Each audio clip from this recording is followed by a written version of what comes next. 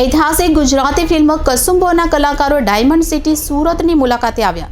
વિજયગીરી બાવા નિર્દેશિત, રામ મોરી લિખિત મલ્ટી સ્ટાર ઐતિહાસિક ગુજરાતી ફિલ્મ 16 ફેબ્રુઆરીના રોજ રિલીઝ થશે. સનાતન અમર હતો, સનાતન અમર છે અને સનાતન અમર રહેશે. વિજયગીરી ફિલ્મ્સ દ્વારા નિર્મિત ગુજરાતી સિનેમા જગતની ઐતિહાસિક ફિલ્મ કસુંબોએ રિલીઝ પહેલા જ લોકોના દિલમાં જગ્યા બનાવી લીધી છે. ફિલ્મનું ટીઝર, ટ્રેલર અને ટાઇટલ સોંગ કરોડો લોકોના દિલ સુધી પહોંચ્યું અને સાથે જ ફિલ્મને રિલીઝ પહેલા ઘણી પ્રશંસા મળી રહી છે. ફિલ્મના કલાકારોએ આ ફિલ્મ માટે અથાગ મહેનત કરી છે. ટાઇટલ સોંગ સોમનાથની પાવન ભૂમિ ખાતે રિલીઝ કરવામાં આવ્યું. શત્રુંજય મહાતીર્થની રક્ષા કાજે અપાયેલા 51 અમર બલિદાનની ભવ્ય ગાથા કહેતી ગુજરાતી ભાષાની ફિલ્મ છે. આ ફિલ્મમાં દાદુ બારોટ અને તેમના સાથીઓની વીરતાની વાત કહેવામાં આવી છે.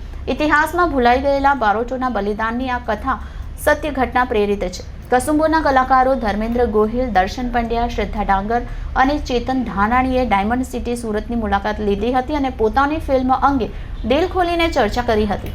ફિલ્મમાં ધર્મેન્દ્ર ગોહિલ, રોનક કામદાર, શ્રદ્ધા ડાંગર, મોનલ ગજ્જર, રાગી જાની, ફિરોઝ ઈરાની, કલ્પના ગાંગાડીકર, દર્શન પંડ્યા સહિતના યુવા અને દિગ્ગજ અભિનેતાઓ મોટા પડદા પર એક સાથે જોવા મળશે. ફિલ્મનું શૂટિંગ અમદાવાદમાં 16 વીઘાના એક ખેતરમાં સેટ ઊભો કરીને કરવામાં આવ્યું હતું, જ્યાં પાટણની શેરીથી માંડીને રાજમહેલ, શેત્રુંજી નદી અને આદિપુર ગામ, પર્વત વગેરે બનાવાયા હતા.